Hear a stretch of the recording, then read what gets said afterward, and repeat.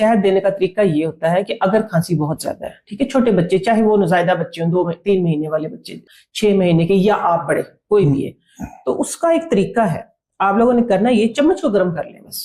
Okay, चम्मच गर्म कर लिए, इतनी सी उसके अंदर आपने क्या करना है कि 1 चम्मच, जो बड़ी चम्मच है उसके अंदर आपने हनी डाल देना है। यानी वो उसका मकसद कहने का ये है कि वो सिर्फ उस चम्मच के टेम्परेचर जितना गर्म होगा। ओके, ठीक है, उसको आपने मिक्स कर लिया। साथ में सिर्फ 2 बूंद अदरक की जूस की डाल दें, क्योंकि हमारी जो नानी अम्मा थी, हमारी अम्मी थी, हमारे बड़े बूढ़े जो भी थे, वो यही तरीका इलाज होता था उनका। और थोड़ी सी क्या कहूँ कि चुटकी का चौथा हिस्सा काली मिर्च।